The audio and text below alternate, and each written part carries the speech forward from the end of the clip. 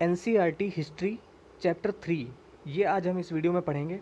और इससे पिछले वाले दो चैप्टर्स में हमने बहुत ही दिलचस्प कहानी जो हमारे इतिहास की है वो हमने जानी थी कि कैसे लोग घाटियों में रहा करते थे। जो आरंभिक मनुष्य था उसका जीवन कैसा था ये हमने देखा था, और वो क्या खाता था, कैसे जंगलों में रहा करता था, और जब जंगलों को वो खा पी कर नष्ट हो जाते थे तो जो है वो दूसरी जगह जाकर रहने लगता था। तो घुमंतु प्रकृति का मनुष्य था। तो ये हमने देखा था, और तिथियों के बारे में हमने जाना था कि कब कब कौन सी घटनाएं हुई। कालक्रम को हमने समझा था कि मध्य पाषाण युग क्या है, पुरा पाषाण क्या है, नव पाषाण क्या है। ये सब हमने बहुत अच्छी तरीके से समझा था। तो कहानी कैसे आगे बढ़ रही है तो ये हम देखेंगे। और तीसरा चैप्टर है भोजन संग्रह से उत्पादन तक, यानी जो मनुष्य पहले भोजन संग्रह करने की उसने संग्रह किया करता था, उसके बाद उत्पादन करना किस प्रकार शुरू किया, ये हम इस चैप्टर में देखेंगे। और फिर मनुष्य रहने लगा, बसने की प्रक्रिया आरंभ की मनुष्य ने, क्योंकि मनुष्य पहले जो था वो घुमंतु प्रकृति का था। तो कैसे वो उसने बसने की प्रक्रिया आरंभ की और कैसे उसने फसल उपजाना शुरू की, ये तो हम पिछले चैप्टर्स में देख चुके हैं। जिन लोगों ने पिछले चैप्टर्स नहीं देखे हैं तो आप प्लीज़ जाकर देख लें, डिस्क्रिप्शन में आपको लिंक मिल जाएगी, नहीं तो प्लेलिस्ट में देख सकते हैं, क्योंकि कहानी तभी समझ में आएगी जब हम चीज़ों को क्रम से समझें। ओके। और अगर आप चाहते हैं कि इसके शॉर्ट नोट्स भी लेना चाहते हैं तो आप हमारे टेलीग्राम चैनल, उसकी भी लिंक आपको डिस्क्रिप्शन में मिल जाएगी नीचे, वो ज्वाइन कर सकते हैं। तो इसके हम जब ये ख़त्म हो जाएगी बुक तो हम इसके शॉर्ट नोट्स बना देंगे ताकि जल्दी से रिवाइज कर सकें आप। लेकिन उससे पहले ये बुक पूरी पढ़ना ज़रूरी है आपको, ठीक है।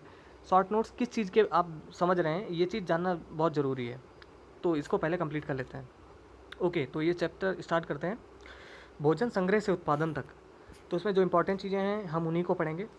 विभिन्न प्रकार के भोजन, तो आज हमें अपने भोजन का अधिकांश हिस्सा उगाई गई फसलों और पाले गए पशुओं से मिलता है। भिन्न भिन्न फसलों को उगाने के लिए भिन्न भिन्न जलवायु की आवश्यकता पड़ती है। जैसे धान की खेती के लिए गेहूं या जौ की तुलना से ज़्यादा पानी की ज़रूरत पड़ती है, ठीक है। इसीलिए हम देखते हैं कि किसान विशेष फसल विशेष क्षेत्रों में ही उगाते हैं।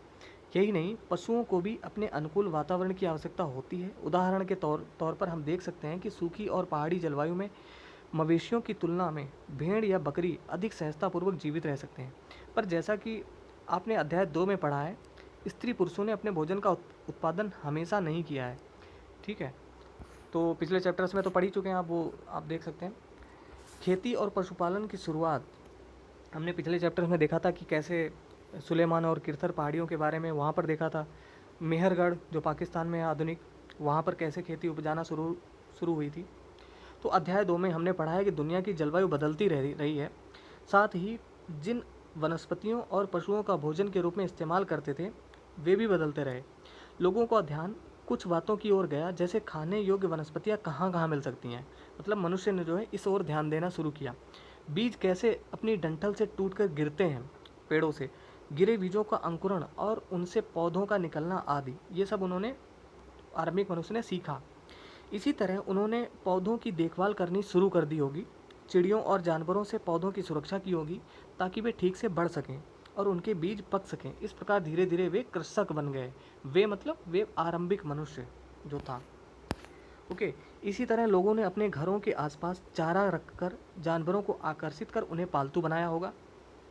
सबसे पहले जिस जंगली जानवर को पालतू बनाया गया वह कुत्ते का जंगली पूर्वज था। ये बहुत इंपॉर्टेंट है, ये पूछा जाएगा एग्जाम में कि सबसे पहले मनुष्य ने किस जानवर को पालतू बनाया था।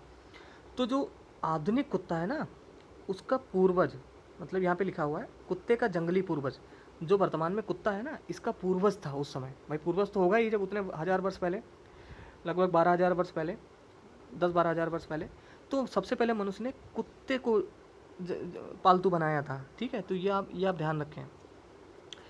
धीरे धीरे लोग भेड़, बकरी, गाय और सूअर जैसे जानवरों को अपने घरों के नज़दीक आने को उत्साहित करने लगे। ऐसे जानवर झुंड में रहते थे और ज़्यादातर घास खाते थे। अक्सर लोग अन्य जंगली जानवरों के आक्रमण से इनकी सुरक्षा किया करते थे और इस तरह धीरे धीरे वे पशुपालक भी बन गए। तो अभी हमने ऊपर देखा था कि कैसे वो कृषक बन गए। उन्होंने बीजों के बारे में समझा, उनको चिड़ियों से, पशु पक्षियों से बचाया और उनको पौधों को बढ़ने दिया, तो वो कृषक बन गए। और कैसे उन्होंने पशुओं को अपनी ओर आकर्षित किया, कुत्ते को पालतू बनाया और भेड़, गाय, बकरी, सूअर, इनको सबको पालतू बनाया, तो ये पशुपालक भी बन गए, ठीक है। बसने की प्रक्रिया, इसको ध्यान से समझ लें। लोगों द्वारा पौधे उगाने और जानवरों की देखभाल करने को बसने की प्रक्रिया नाम दिया गया है। अपनाए गए ये पौधे तथा जानवर अक्सर जंगली पौधों तथा जानवरों से भिन्न होते हैं। ये जंगली पौधे और जंगली जानवरों से भिन्न इसलिए होते हैं क्योंकि जो पालतू जानवर होते हैं वे जंगली जानवरों से भिन्न होते हैं, क्योंकि जैसे जंगली जानवर हैं शेर, चीते, ये मनुष्य के साथ नहीं रह सकते। ओके, आगे बढ़ते हैं। इसकी वजह यह है कि बसने की प्रक्रिया की दिशा में अपनाए गए पौधों या जानवरों का लोग चयन करते थे। उदाहरण के तौर पर लोग उन्हीं पौधों या जानवरों का चयन करते थे जिनके बीमार होने की संभावना कम हो। यही नहीं, लोग उन्हीं पौधों को चुनते हैं जिनसे बड़े दाने, बड़े अनाज पैदा होते हैं, साथ ही जिनकी मजबूत डंठलें अनाज के पके दानों के भार को संभाल सकें। ऐसे पौधों के बीजों को संभाल कर रखा जाता है ताकि फिर से उगाने के लिए उनके गुण सुरक्षित रह सकें। ठीक है। उन्हीं जानवरों को आगे प्रजनन के लिए चुना जाता है जो आमतौर पर अहिंसक होते हैं, मतलब हिंसा नहीं करते हैं। इसलिए हम देखते हैं कि पाले गए जानवर तथा कृषि के लिए अपनाए गए पौधे जंगली जानवरों तथा पौधों से धीरे धीरे भिन्न होते गए। मिसाल के तौर पर जंगली जानवरों की तुलना में पालतू जानवरों के दांत और सींग छोटे होते हैं। बचने की प्रक्रिया पूरी दुनिया में धीरे धीरे चलती रही। यह करीब 12,000 साल पहले शुरू हुई। तो बचने की प्रक्रिया मतलब रहने की प्रक्रिया मनुष्य ने कब आरंभ की? 12,000 साल पहले। ये आप ध्यान रखें, एग्जाम में पूछा जा सकता है। वास्तव में आज हम जो भोजन करते हैं वो इसी बचने की प्रक्रिया की वजह से है। कृषि के लिए अपनाई गई सबसे प्राचीन फसलों में गेहूँ तथा जौ आते हैं। तो कृषि के लिए अपनाई गई सबसे प्राचीन फसलें कौन कौन सी हैं? गेहूँ और जौ हैं, ये भी याद रखना है। उसी तरह सबसे पहले पालतू बनाए गए जानवरों में कुत्ते के बाद, यानी पहला तो कुत्ता था, उसके बाद भेड़ बकरी आते हैं, कुत्ते के बाद भेड़ बकरी आते हैं, ये भी याद रखना है। एक नवीन जीवन शैली, तो इसमें कुछ पढ़ लेते हैं क्या है। तुम कुछ पौधों के बीज को बोकर देखो, तुम पाओगे कि इसे विकसित होने में कुछ वक्त लगता है। इसमें कुछ दिन, महीने या फिर साल तक लग सकता है। इसलिए हम जब लोग पौधे उगाने लगें तो इसकी देखभाल के लिए उन्हें एक ही जगह पर लंबे समय तक रहना पड़ता है। तो यहाँ पर नवीन जीवन शैली का यहाँ पे ये कहना चाह रहे हैं कि भाई जब अगर बीज बोया होगा कहीं तो उसके बड़े होने का इंतज़ार भी तो कर रहे होंगे लोग, इस वजह से उनको रुकना पड़ा उस जगह पर। ठीक है। तो बीज बोने से लेकर फसलों के पकने तक पौधों की सिंचाई करने, खरपतवार हटाने, जानवरों और चिड़ियों से उनकी सुरक्षा करने जैसे बहुत से काम शामिल होते थे। कटाई के बाद अनाज का उपयोग बहुत संभाल कर करना पड़ता था। अनाज को भोजन और बीज दोनों ही रूपों में बचाकर रखना आवश्यक था, इसलिए लोगों को इसके भंडारण की बात सोचनी पड़ी। बहुत से इलाकों में लोगों ने ये क्या लिखा हुआ है पता नहीं, फीड के बड़े बड़े बर्तन बनाए, टोकरियाँ बुनी या फिर ज़मीन में गड्ढा खोदा। क्या तुम्हें लगता है कि शिकारी या भोजन संग्रह करने वाले बर्तन बनाते और उनका प्रयोग करते होंगे? जानवर चलते फिरते खाद्य भंडार, तो ये देखो इसमें क्या है, जानवर बच्चे देते हैं, उनकी संख्या बढ़ती है। अगर जानवरों की देखभाल की जाए तो उनकी संख्या तो बढ़ती ही है, साथ ही उनसे दूध भी प्राप्त हो सकता है और भोजन का एक अच्छा स्रोत भी है दूध। यही नहीं, जानवरों से हमें मांस भी मिलता है। दूसरे शब्दों में पशुपालन भोजन के भंडारण का एक तरीका है। भोजन के अतिरिक्त जानवरों में और क्या क्या मिल सकता है देखें। आओ आरंभिक कृषकों और पशुपालकों के बारे में पता करें। तो मानचित्र 2 प्रश्न संख्या 14 देखें। क्या तुम्हें कई नीले वर्ग दिख रहे हैं जो कि हमने देखा था पहले? ओके, जहाँ पुरातत्वविदों को शुरुआती कृषकों और पशुपालकों के होने के साक्ष्य मिले हैं, पिछले चैप्टर्स में आप देखना, ये दूसरे उपमहाद्वीप में पाए गए हैं, ये पूरे उपमहाद्वीप में पाए गए हैं, तो वो आप सेकंड चैप्टर में जाकर देख सकते हैं। इनमें सबसे महत्वपूर्ण पश्चिमोत्तर क्षेत्र है, आधुनिक कश्मीर में, और पूर्वी और दक्षिण भारत में पाए गए हैं। वास्तव में निर्दिष्ट स्थान कृषकों और पशुपालकों की बस्तियां थीं या नहीं, इसे जांचने के लिए वैज्ञानिक खुदाई में मिले पौधों और पशुओं की हड्डियों के नमूनों का अध्ययन करते हैं। इनमें वे सबसे रोचक जले हुए अनाज के दानों के अवशेष हैं। ऐसा लगता है कि ये गलती से या फिर जानबूझकर जलाए गए होंगे। वैज्ञानिक इन अनाज के दानों की पहचान कर सकते हैं। इस तरह हमें पता चलता है कि उपमहाद्वीप के विभिन्न भागों में बहुत सारी फसलें उगाई जाती रही होंगी। वैज्ञानिक विभिन्न जानवरों की हड्डियों की भी पहचान कर सकते हैं। ओके, नीचे तालिका दी गई है कि कहाँ से क्या क्या प्राप्त हुआ। तो अनाज और हड्डियाँ कहाँ कहाँ से, और ये पुरास्थल के नाम दिए गए हैं एक तरफ। तो गेहूँ, जौ, भेड़ बकरी और मवेशी, ये कहाँ, इनके अवशेष कहाँ पाए गए हैं, मतलब ये कहाँ से पता चला कि गेहूँ, जौ और भेड़ बकरी मवेशी, ये मेहरगढ़ आधुनिक पाकिस्तान में, जो इस समय पाकिस्तान में है। तो ये पूछा जा सकता है कि मेहरगढ़ कहाँ है, वो आधुनिक पाकिस्तान में था। उसके बाद चावल, जानवरों की हड्डियों के टुकड़े कहाँ से प्राप्त हुए, ये कोल्डिहवा से, जो कि उत्तर प्रदेश में है। तो ये लिस्ट रटने की ज़रूरत नहीं है, लेकिन बस आप 2-3 बार ध्यान से देखें, क्योंकि कभी कभी पूछ लेते हैं। उसके बाद है चावल, मवेशी यानी और उनके मिट्टी पर खुरों के निशान मिले हैं, तो इससे पता चलता है कि वहाँ के जानवर थे। ये महागढ़ा आधुनिक उत्तर प्रदेश से मिले हैं। गेहूँ और दलहन कहाँ से प्राप्त हुए हैं, गुफ्रकाल आधुनिक कश्मीर से। गेहूँ, दलहन, कुत्ते, मवेशी, भैंस, भेड़, बकरी, ये बुरजोम, जो कि आधुनिक कश्मीर में। गेहूँ, हरे चने, जौ, भैंस, बैल, ये सब चिरांद, जो कि आधुनिक बिहार में। तो यहाँ पर जो इम्पोर्टेंट चीज़ है वो ये स्थान, कि कौन सा स्थान कहाँ है, आप ये ध्यान रखिए, ये नोट करना होगा, जो कि हम अपने नोट्स में जब इसको लिखेंगे कि ज्वार, बाजरा, मवेशी, भेड़, बकरी, सूअर, ये हल्लूर, जो कि आंध्र प्रदेश में है। ऐसे ही काला चना और ये सब जो कहाँ से प्राप्त हुआ, पैमपल्ली, जो कि आंध्र प्रदेश में है। तो इस तालिका से क्या याद रखने की ज़रूरत है, स्थान, कि वो स्थान आधुनिक में वर्तमान समय में कहाँ पर पड़ता है। जैसे कि बुरजोम आधुनिक कश्मीर में पड़ता है, ये सब चीज़ें। ओके, अब है स्थायी जीवन की ओर।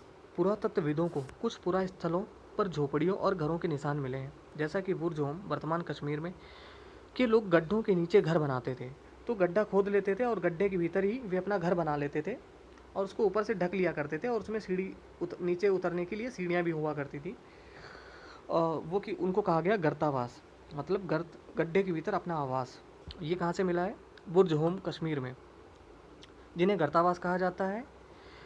इनमें उतरने के लिए सीढ़ियाँ होती थी, इससे उन्हें ठंड के मौसम में सुरक्षा मिलती होगी। पुरातत्वविदों को झोपड़ियों के अंदर और बाहर दोनों ही स्थानों पर आग जलाने की जगह मिली हैं।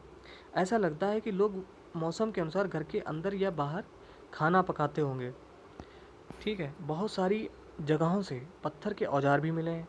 इनमें से कई ऐसे हैं जो पूरा पाषाण युगीन उपकरणों से भिन्न हैं, इसीलिए इन्हें नवपाषाण युग का माना गया है। तो कब पूरा पाषाण युग क्या था, मध्य पाषाण युग कब शुरू हुआ और नवपाषाण कब शुरू हुआ, ये आप पहले चैप्टर में पढ़ सकते हैं, जो कि आपको प्लेलिस्ट में मिल जाएगा। इनमें वे औजार भी हैं जिनकी धार को और अधिक पैना करने के लिए उन पर पालिश चढ़ाई जाती थी। ओखली और मूसल का प्रयोग अनाज और वनस्पतियों से प्राप्त अन्य चीज़ों को पीसने के लिए किया जाता था। आज हजारों साल बाद भी ओखली और मूसल का प्रयोग अनाज पीसने के लिए किया जाता है। उसी तरह प्राचीन प्रस्तर युगीन औजारों का निर्माण और प्रयोग लगातार होता रहा। कुछ औजार हड्डियों से भी बनाए जाते थे। ठीक है, तो ये हम पिछले चैप्टर्स में भी देखा था कि औजार किन किन चीज़ों से बनाए जाते थे, एक तो पत्थरों से, लकड़ी से और हड्डियों से। ठीक है, नवपाषाण युग के कुछ उपकरण। नवपाषाण युग के पुरास्थलों से कई प्रकार के मिट्टी के बर्तन मिले हैं। कभी कभी इन पर अलंकरण भी किया जाता था। बर्तनों का उपयोग चीज़ों को रखने के लिए किया जाता था। धीरे धीरे लोग बर्तनों का प्रयोग खाना बनाने के लिए भी करने लगे। चावल, गेहूँ, दलहन जैसे अनाज अब आहार का महत्वपूर्ण हिस्सा बन गए थे, यानी ये सब मनुष्य जो है खाने पीने लगा था। इसके साथ साथ अब लोग कपड़े भी बुनने लगे थे। तो ये बहुत इंपॉर्टेंट यहाँ पर फैक्ट है कि मनुष्य कपड़े भी बुनने लगा था। इसके लिए कपास जैसे आवश्यक पौधे उगाए जा सकते थे। क्या ये परिवर्तन हर जगह एक साथ ही आए होंगे? ऐसी बात नहीं है। एक तरफ जहाँ कई जगहों पर स्त्री पुरुष शिकार और भोजन संग्रह करने का काम करते रहे थे, वहीं अन्य लोगों ने हजारों सालों के दरमियान धीरे धीरे खेती और पशुपालन को अपना लिया। बहुत जगह लोग मौसम के मुताबिक बदल बदल कर अपनी जीविका चलाया करते थे। तो आप ये देख सकते हैं यहाँ पर एक पात्र बना हुआ है। तो उस समय के लोग आप देख सकते हैं कितने सभ्य हो गए थे कि इस तरह के पात्र बनाने लगे थे। अन्य रीति रिवाज, पुरातत्वविद बहुत स्पष्ट रूप से इस बारे में कुछ नहीं कह सकते। विद्वानों ने ऐसे किसानों का अध्ययन किया है, इनमें प्रायः कृषक और पशुपालक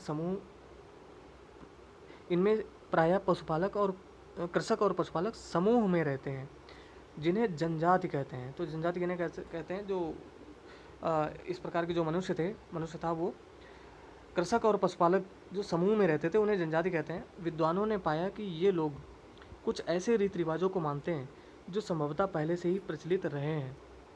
तो जनजाति के बारे में यहाँ पर जानते हैं क्या होता है, क्या क्या जानकारी है यहाँ पर दी गई है। प्रायः जनजाति के लोग छोटी छोटी बस्तियों में रहते हैं। ज़्यादातर परिवार एक दूसरे से संबंधित होते हैं और इस तरह के परिवारों के समूह मिलकर जनजाति का निर्माण करते हैं। जनजाति के सदस्य शिकार, भोजन संग्रह, खेती, पशुपालन और मछली पकड़ने जैसे पेशे अपनाते हैं।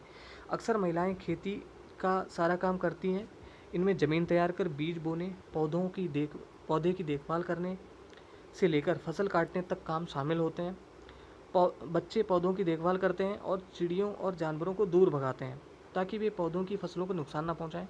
महिलाएं फसल दाबकर अनाज कूटती पीसती हैं। पुरुष आमतौर पर पशुओं के बड़े बड़े झुंडों को चराते हैं, जबकि बच्चे छोटे झुंडों को। यहाँ जानवरों की सफाई तथा दूध निकालने का काम स्त्री पुरुष दोनों मिलकर करते हैं। उसी तरह दोनों मिलकर बर्तन बनाने, टोकरियाँ बुनने, औजार तथा झोपड़ियाँ बनाने का काम भी साथ साथ करते हैं। गाना, नाच और घरों की सजावट भी उनकी ज़िंदगी का एक अहम हिस्सा है। ओके, इसके बाद कुछ व्यक्तियों को नेता मान लिया जाता है। नेता अर्थात नेतृत्व करने वाला। वे अनुभवी व्यक्ति, वृद्ध व्यक्ति, नौजवान योद्धा या फिर पुरोहित हो सकते हैं। वयस्क महिलाओं को भी उनके ज्ञान तथा अनुभव के लिए विशिष्ट सम्मान दिया जाता है। जनजातियों की सांस्कृतिक परंपराएं बहुत समृद्ध तथा विशिष्ट होती हैं। इनमें उनकी भाषाएं, संगीत, कहानियाँ तथा चित्रकारी भी शामिल हैं। उनके अपने देवी देवता होते हैं। जमीन, जंगल, घास के मैदान तथा पानी पूरे कुनबे की संपत्ति मानी जाती है, जिनका उपयोग सभी एक साथ करते हैं। इनमें गरीब और अमीर के बीच कोई खास अंतर नहीं होता। इसलिए जनजातीय समाज अन्य समाजों से भिन्न होते हैं। इन पर अन्य समाजों के बारे में तुम आगे पढ़ोगी। तो जनजातियों के बारे में अगर कुछ पूछा जाए तो आप 4 पॉइंट लिख सकते हैं ना। तो ये सब चीज़ें हमने यहाँ से समझ ली हैं। अब आगे बढ़ते हैं। सूक्ष्म निरीक्षण। मेहरगढ़ में जीवन मृत्यु। मेहरगढ़ जो कि मानचित्र आप अध्याय 2 में देख सकते हैं। यह ईरान जाने वाले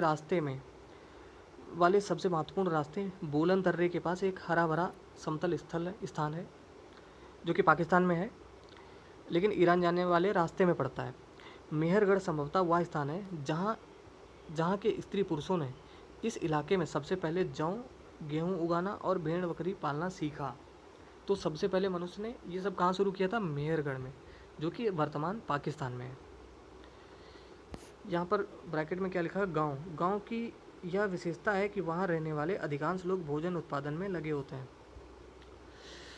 ओके, आगे बढ़ते हैं। यहाँ खुदाई में सबसे पहले के स्तरों से पुरातत्वविदों को विभिन्न प्रकार के जानवरों की हड्डियाँ मिली हैं। इनमें हिरण तथा सूअर जैसे जंगली जानवरों की हड्डियाँ भी शामिल हैं। उसके बाद के स्तरों से भेड़ और बकरियों की हड्डियाँ ज़्यादा मिली हैं। इसके ऊपर ज़्यादातर मवेशियों की ही हड्डियाँ मिली हैं।